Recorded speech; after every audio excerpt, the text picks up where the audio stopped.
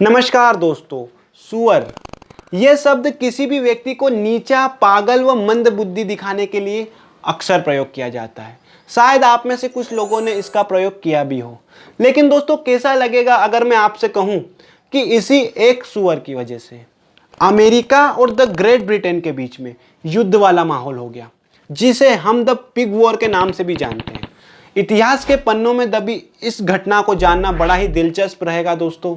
तो चलिए जानते हैं और समझते हैं इस पूरी घटना को।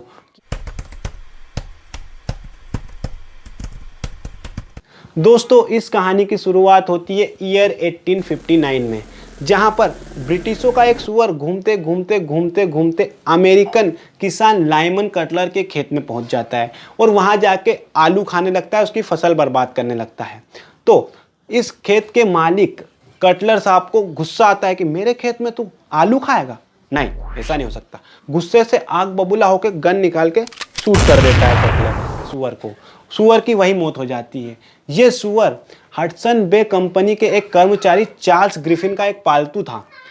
दोस्तों, ये चार्ल्स ग्रिफिन जो था ना, उसके पास बहुत सारे सुअर थे। वो सुअरों को पालतू बना के रखता था, बहुत प्यार करता था सुअरों से, ऐसा माना जाता है। अब दोस्तों, आपको बता दें कि ये पहली बार नहीं था जब कटलर के खेत में कोई सुअर आया हो। पहले भी ये घटनाएं होती रहती थी, इसीलिए उसने फ्रस्ट्रेट होकर उसको गोली मारी।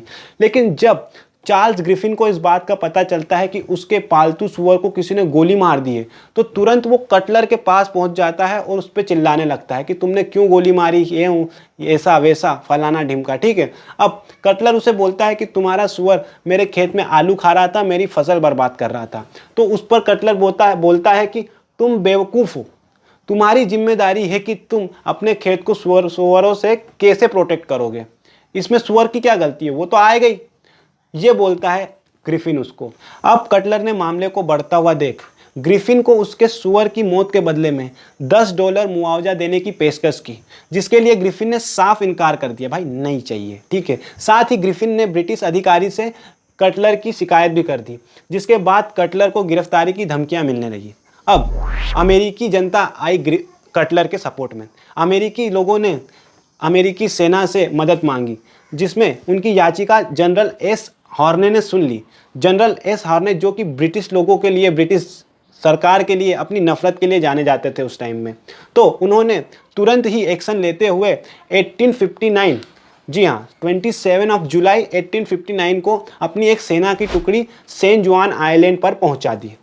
अब इस बात का जैसे ही ब्रिटिश गवर्नर एस डगलस को पता चला, उन्होंने भी अपनी 3 सेना की टुकड़ियों को सेंट जुआन आइलैंड पर पहुंचा दिया। अब दोनों देश एक दूसरे के सामने आकर खड़े हो गए। कई महीनों तक ये एक दूसरे के सामने डटे रहे। साथ ही समय के साथ साथ सेना बढ़ती जा रही थी, प्रोटेक्शन बढ़ता जा रहा था। ये मामला दिन प्रतिदिन बढ़ता ही जा रहा था, जब तक कि ब्रिटिश नेवी के commander in chief Robert L base वहां पर नहीं पहुंचे थे। जब जेम्स डगलस ने अमेरिकन सेना पर चढ़ाई का आदेश दिया, तो बेस ने साफ इनकार कर दिया, क्योंकि वो नहीं चाहते थे कि एक सुअर की वजह से 2 महान देश, अमेरिका और द ग्रेट ब्रिटेन जैसे देश, आपस में युद्ध करें। आखिरकार इस बात की गंभीरता का पता अमेरिकन और ब्रिटेन की सरकार को चला, तो वो हैरान रह गए कि एक सुअर की वजह से 3 युद्धपोत, 84 बंदूकें, 2600 से ज़्यादा सैनिक सिर्फ एक सुअर की वजह से महीनों से उस आइलैंड पर बैठे हुए हैं। ये क्या बात हुई? ये क्या बात हुई? इस बेवकूफ़ाना हरकत को जल्द से जल्द खत्म करने का आदेश दोनों सरकार की ओर से पारित किया गया था और बाद में निर्णय ये निकल कर आया कि उस आइलैंड पर 100 लोगों से ज़्यादा लोग नहीं रह सकते। दोस्तों, अब समझने वाली बात ये है कि क्या सच में ये सुअर की वजह से लड़ाई हुई? क्या सच में दोनों देश की सेना सिर्फ एक सुअर की वजह से आ गई? नहीं दोस्तों, इतिहास खोल के कभी भी आप देखोगे ना, तो अगर किसी छोटी चीज़ की वजह से कोई युद्ध या लड़ाई हुई है, तो उसके पीछे कारण कुछ और था। तो दोस्तों, इसके पीछे भी कुछ कारण और ही है जो मैंने इस वीडियो में नहीं बताया है। उसकी बात करेंगे हम नेक्स्ट वीडियो में। तब तक अगर हमारा वीडियो आपको ये पसंद आया है तो इसको लाइक, शेयर, सब्सक्राइब कीजिए। अगर इसके ऊपर 1000 व्यू आ जाते हैं तो नेक्स्ट वीडियो पक्का